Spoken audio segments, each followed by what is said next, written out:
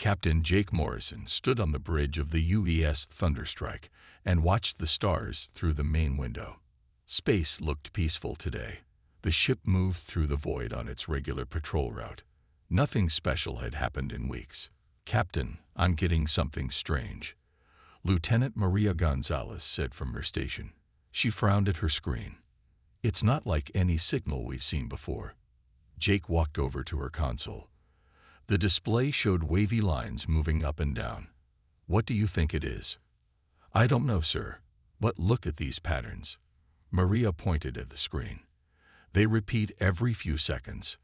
Someone made this signal on purpose. Can you figure out where it came from?" Maria typed on her keyboard. Numbers flashed across her screen. "About 300 light-years away." "That's really far, Captain." Jake nodded. 300 light-years was much farther than humans usually traveled. "Keep working on it. I want to know what that signal says." For the next hour, Maria and her team worked to decode the message. Other crew members joined them. They used every translation program the ship had. Finally, words began to appear on the screen. "Captain, you need to see this," Maria called out. Jake returned to her station. The screen now showed a message in basic mathematical language. As he read it, his face grew serious. "We are the Kelvari. Our world is dying. The Zephan Collective attacks us. They have destroyed our defenses. Many of our people are dead. Please help us. We have no weapons to fight them. Our children are dying. Please, anyone, help us." The bridge fell silent. Everyone stared at the message. "How old is this signal?" Jake asked. "Based on the distance, about 3 years. But Captain, the signal is getting weaker. Their transmitter might be failing." Jake turned to his communications officer. "Send this to Earth Command. Priority 1. The message traveled faster than light through special communication channels. Within minutes, it reached Earth's military headquarters. Admiral Christina Lopes read the report in her office. She had seen many requests for help before, but this one felt different. Most species in the galaxy would send a small diplomatic ship, maybe a rescue vessel. That was the normal way. But humans had never been normal. Christina pressed a button on her desk. "Get me the fleet commanders. All of them." One by one, faces appeared on her wall screen. These were the leaders of humanity's space forces. "We have a situation," Christina began. She shared the Kelvari message with them. "The Kelvari are under attack. They can't defend themselves." "That's 300 light-years away," one commander said. "It's too far for a normal response." "Then we don't give a normal response," Christina replied. Her voice was firm. "I'm activating Protocol Omega." The commanders straightened in their seats. Protocol Omega meant only one thing: full mobilization. "You want to send everything?" another commander asked.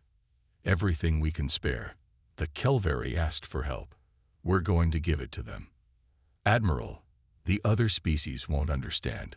They'll think we're crazy." Christina smiled coldly. "Let them think what they want. When someone calls for help, humans answer. Start preparing your ships. We leave in 3 days." Across human space, the word spread quickly. Ships began gathering. Not just warships, but supply vessels, medical ships, and cargo haulers.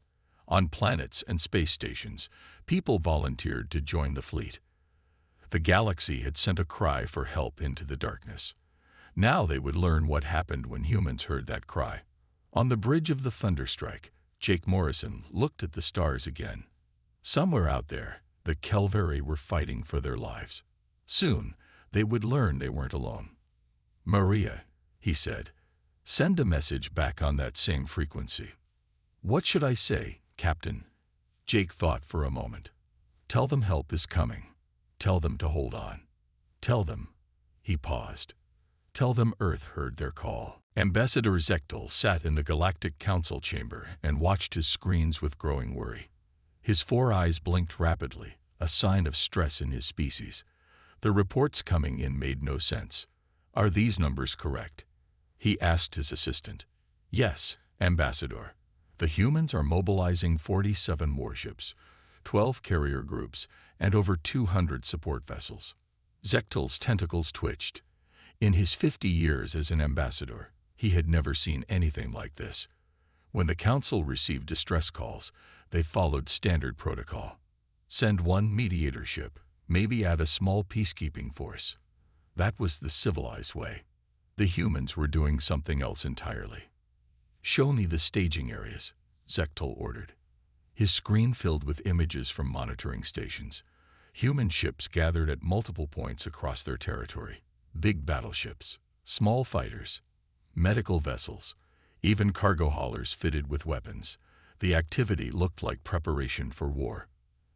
They can't be serious, another ambassador said. No species wastes such resources on strangers. But the evidence was clear. Humans were gathering the largest fleet seen in decades, all because of one distress signal.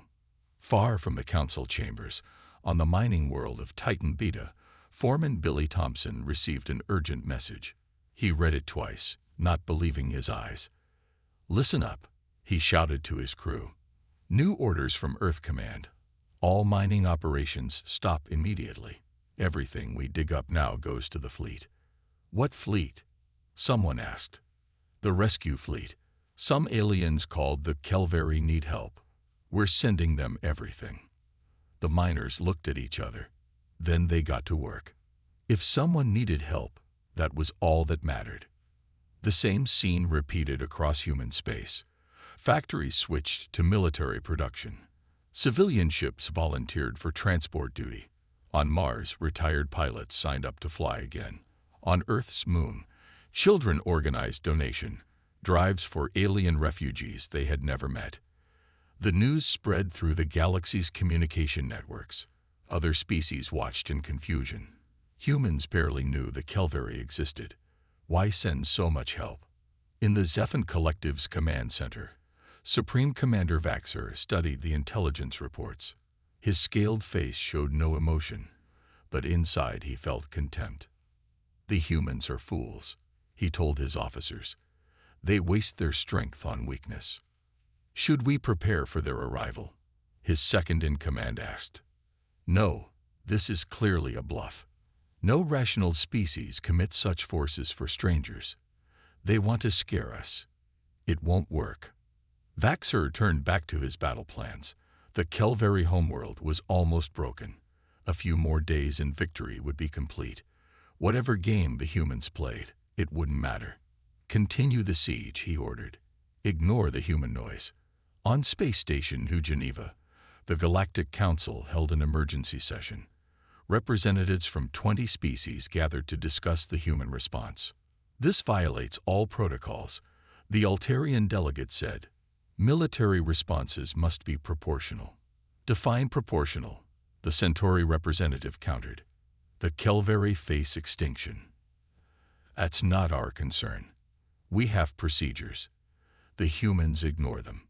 Ambassador Zechtel listened to the arguments. He understood the concern. The human response scared everyone. It was too big, too fast, too emotional. Other species calculated costs and benefits. Humans seemed to act on instinct. His assistant handed him another report. Human civilian ships were joining the fleet by the hundreds. Teachers, doctors, engineers, all volunteering for the rescue mission. The numbers kept growing. "Perhaps," Zechtel said slowly, "we misunderstand the humans." The chamber fell quiet. All eyes turned to him. "We see waste. They see necessity. We send tokens. They send everything." He paused. "Maybe that's why they survived their death world. They don't do things halfway." The debate continued, but Zechtel wasn't listening anymore. He watched the human fleet growing on his screens. In 3 days, they would jump to hyperspace.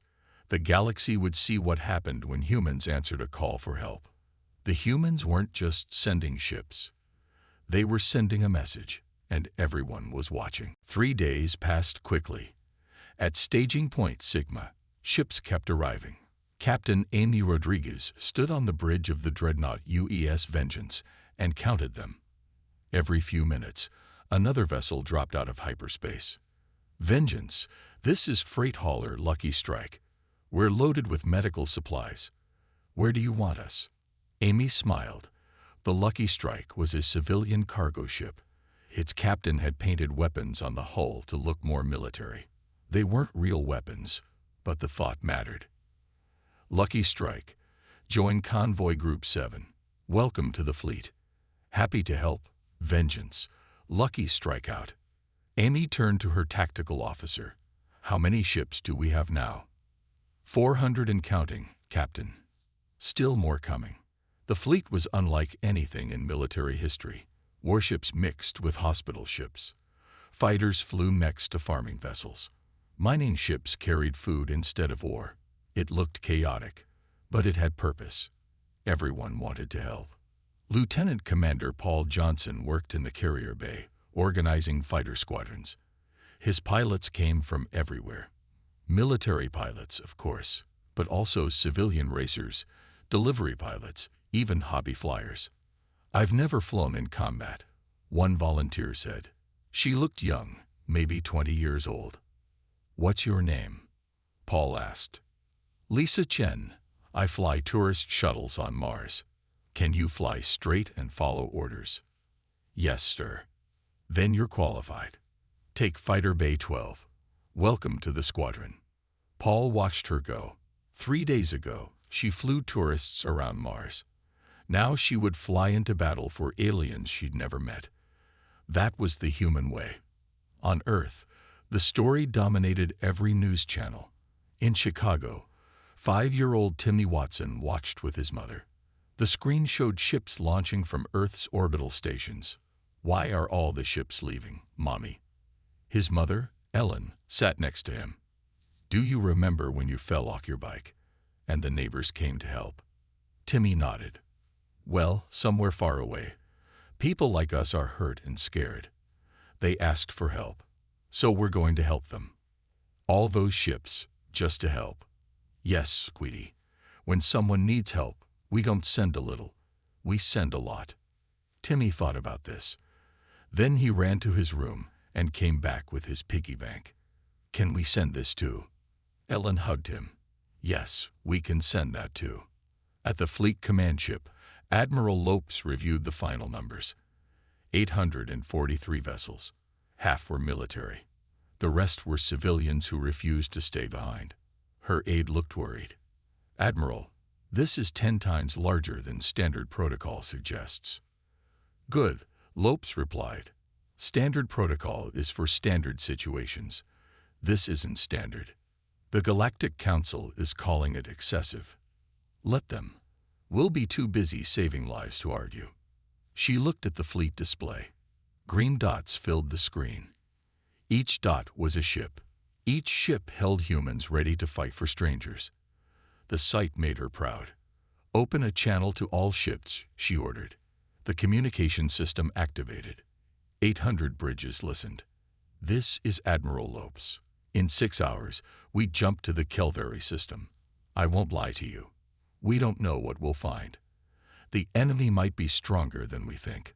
Some of us might not come back. She paused.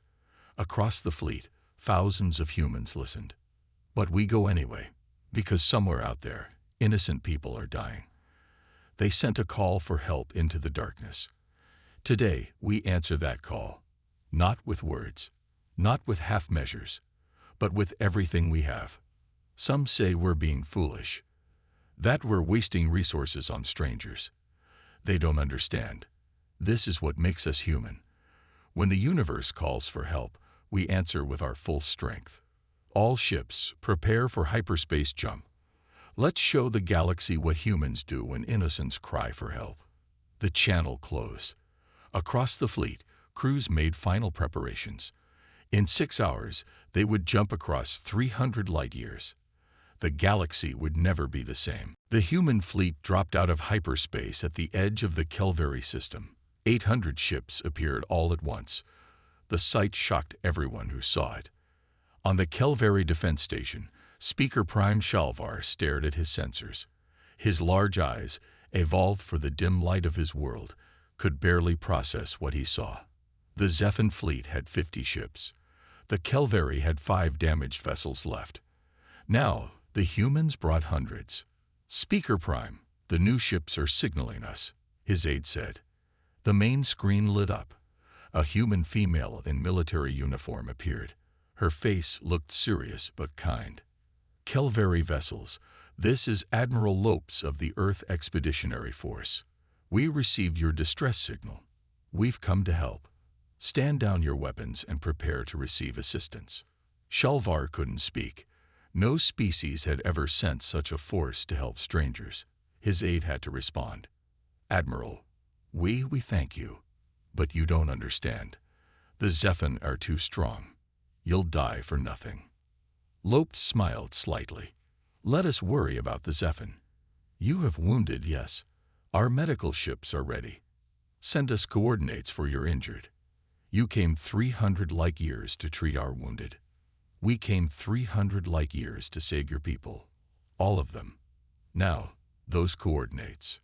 On the Zephan command ship, Supreme Commander Vaxer watched his sensors with disbelief.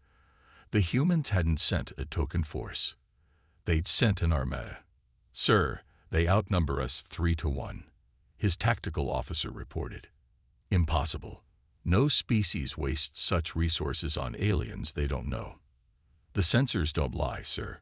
Should we attack?" Before Vaxer could answer, space erupted with activity. Human fighters launched from carriers. Medical shuttles raced toward Kelveri stations. Huge battleships moved into defensive positions around the planet. "They're not even negotiating," Vaxer muttered. "They just act." Captain Jake Morrison led the first fighter wing into Zephan space. His squadron included military pilots and civilians flying together. "Remember, protect the medical ships first," he told his pilots. "Fighter Wing 2, you've got the left flank. Tourist shuttle pilot, you still with us?" "Right behind you, Captain," Lisa Chen answered. Her voice shook slightly, but her flying was steady. "Good. Here comes the welcome party." Zephan fighters moved to intercept them. The battle began. On the hospital ship UES Mercy, Dr. Kevin Williams prepared for patients. The first Kelveri wounded arrived within minutes. They were humanoid but taller, with pale blue skin and large eyes. "Doctor, this one's critical," a nurse called out. Kevin rushed over. The Kelveri soldier had severe burns. Different species, different biology, but pain was universal. "Get me the xenobiology database. We need to adapt our treatments fast." As he worked, the Kelveri soldier grabbed his arm with a thin 4-fingered hand. "Why?" the alien whispered. "Why help us? You don't know us." Kevin kept working while he answered. "Because you needed help. That's enough for humans." Above the planet, the human fleet engaged the Zephan forces. The Zephan fought with precision, following standard galactic combat protocols. The humans fought like chaos itself. They broke formations to protect medical ships. They rammed enemy vessels to save civilian transports. They fought with rage and compassion mixed together. Commander Vaxer watched his organized battle lines crumble. "They're insane. They don't follow any rules. Sir, they disabled our left flank. Should we retreat?" Vaxer watched a human destroyer sacrifice itself to protect a Kelveri refugee ship. The human crew ejected in escape pods, still firing small arms at his fighters. "What kind of species does this?" he asked nobody in particular. On the surface of Kelveri Prime, human shuttles landed with supplies. Engineers began repairing defense shields. Doctors set up field hospitals. Soldiers secured landing zones. Everything happened at once, coordinated chaos that somehow worked. Speaker Prime Shalvar stood in his damaged command center, watching humans save his people. His aide approached carefully. "Speaker Prime, the humans are asking where to land their farming equipment." "Farming equipment? We're still under attack. They say they're planning for after the battle. They want to replant our destroyed fields." Shalvar's throat tightened with emotion. The humans weren't just fighting the Zephan. They were already rebuilding his world. Outside his window, Human ships filled the sky. Help had arrived. Lieutenant Sandra Mitchell pushed her bomber through heavy enemy fire. Her mission was simple but dangerous: deliver medical supplies to a trapped Kelveri colony. Zephan fighters tried to stop her. "I got 3 on my tail," she called out. "Hold on, Sandy. Help's coming," another pilot responded. 2 human fighters dove from above. One was military. The other was a racing pilot from Mars.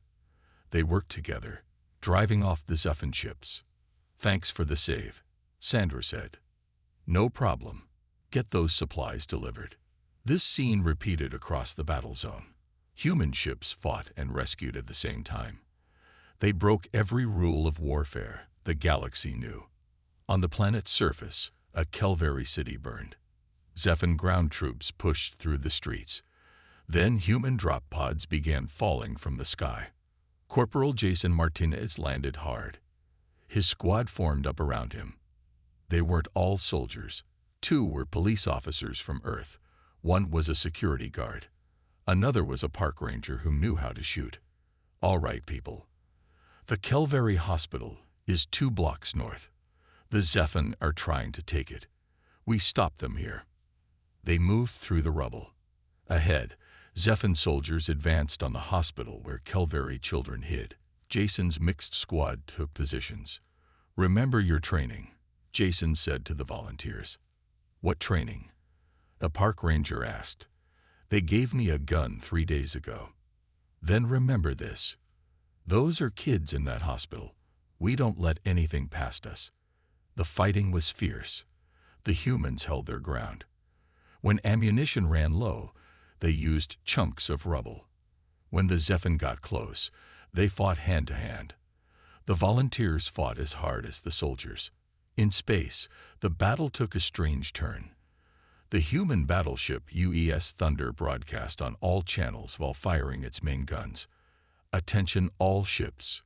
The poker tournament scheduled for tonight is postponed due to combat. Movie night is still on. This week's film is Alien Academy. All species welcome after the battle." The Zephan commanders couldn't understand it. How could the humans joke during battle? How could they plan entertainment while people died? Dr. Kevin Williams understood. He worked non-stop in the medical bay, saving Kelveri lives. Between surgeries, he played music over the ship's speakers. It kept morale up. It reminded everyone what they fought for, not just survival, but life itself.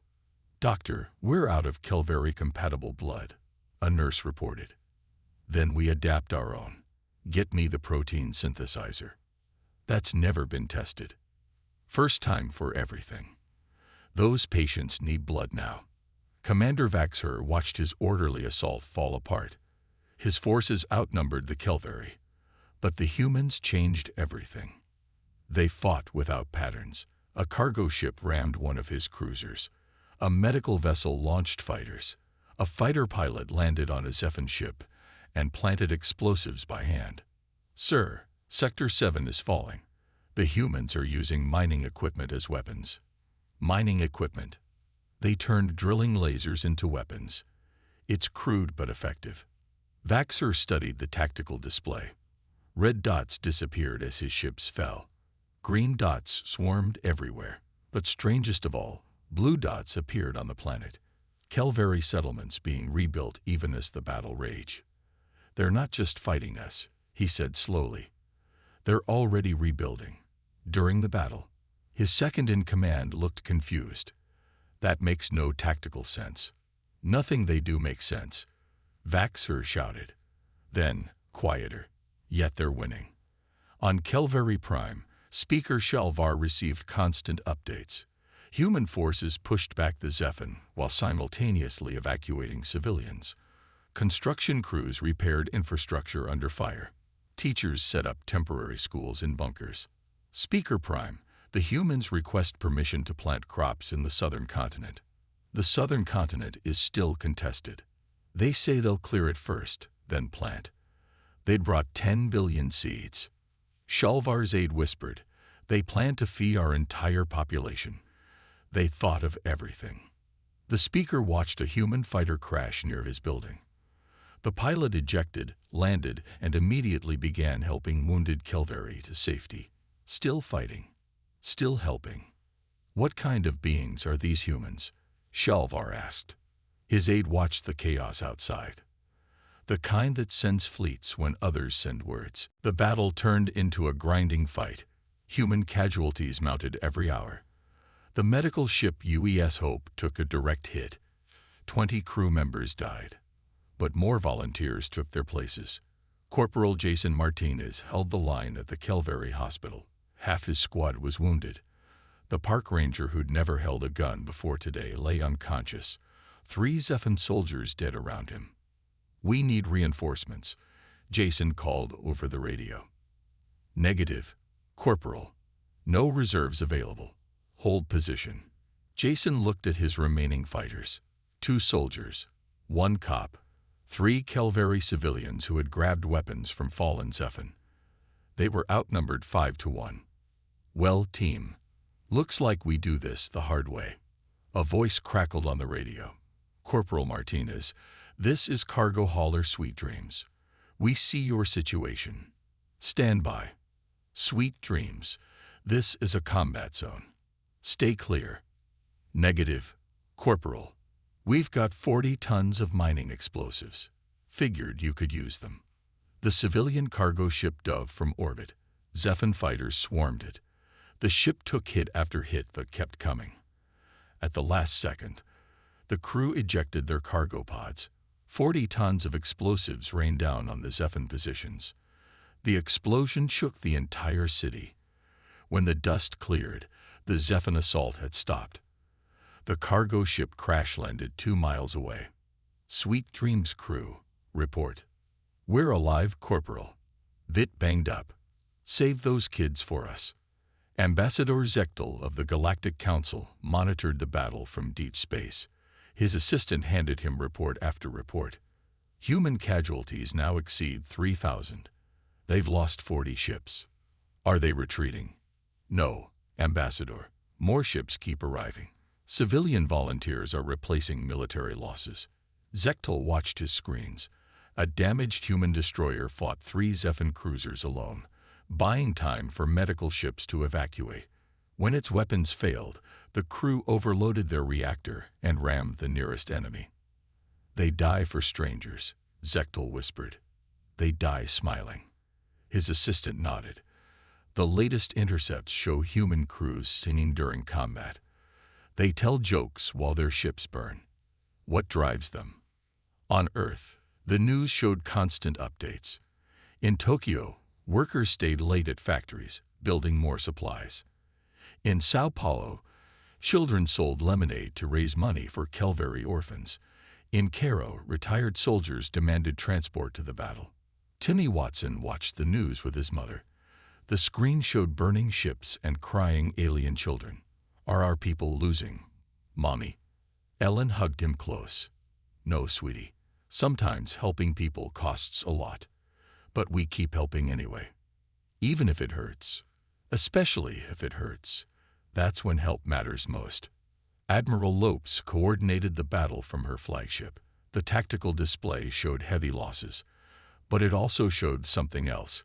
Kelveri cities secured, refugees evacuated, medical stations operational. "Admiral, the Zephan are requesting negotiation," her comm officer reported.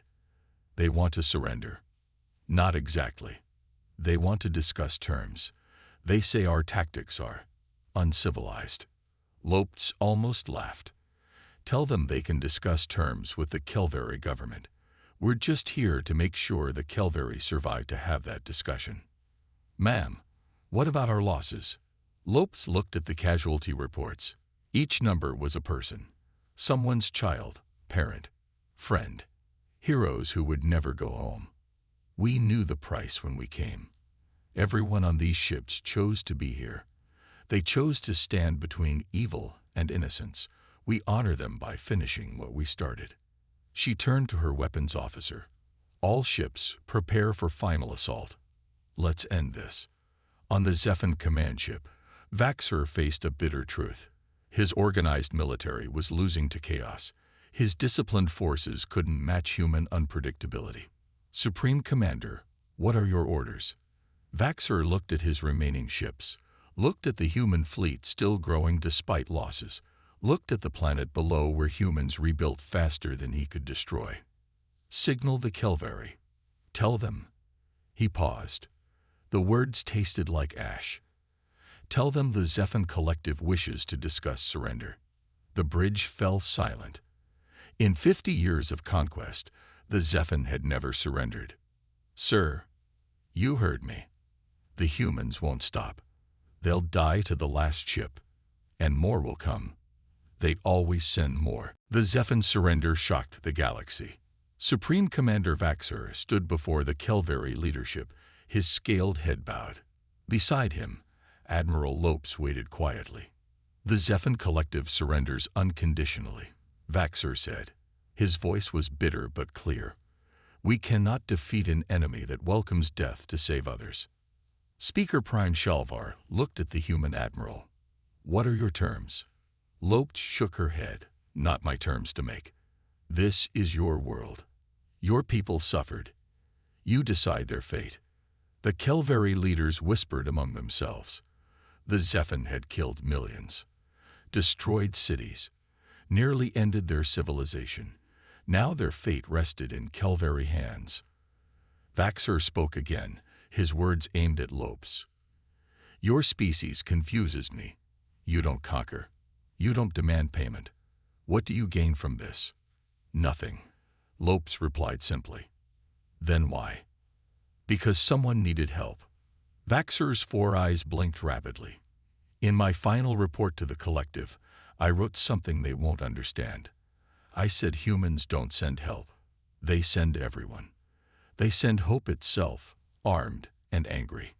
The surrender ceremony was broadcast across the galaxy. On Earth, people celebrated. On Mars, the volunteers began planning reconstruction missions. On hundreds of worlds, species watched and learned. 3 weeks later, Kelvari Prime looked different. Human construction crews worked around the clock. Where bombs had fallen, new buildings rose. Where fields burned, Earth crops grew alongside native plants. Captain Jake Morrison walked through the rebuilt capital with Speaker Prime Shalvar. Kelvari children played in new parks. Human and Kelvari workers ate lunch together. "Your people work without rest," Shalvar noted. "We'll rest when you're safe, when your children can sleep without fear. How can we repay such sacrifice? 3,000 humans died for us. 40 ships lost. The cost." Morrison stopped walking. "With respect, Speaker Prime, you're thinking about this wrong. The cost doesn't matter. The result does." "I don't understand." "Last week, I saw a Kelvari child draw a picture of Earth. She'd never seen our world, but she drew it surrounded by hearts. She wrote thank you in broken English. That's the only payment we need." The reconstruction became a model for the galaxy. Humans didn't just rebuild, they improved. Kelvari technology advanced 50 years in 3 months. Their military trained with human instructors. Their children learned in schools designed by Earth's best educators. More importantly, the Kelvari learned the human philosophy. When pirates attacked a transport near their system, Kelvari ships responded immediately. They didn't send 1 ship, they sent 12. "You're learning," Admiral Lopes said when she heard. "You taught us," Shalvar replied. "Help isn't measured, it's given." The Galactic Council met again 6 months after the war. Ambassador Zechtel presented a new protocol based on human doctrine. The human doctrine states, massive, disproportionate response to threats against peaceful species.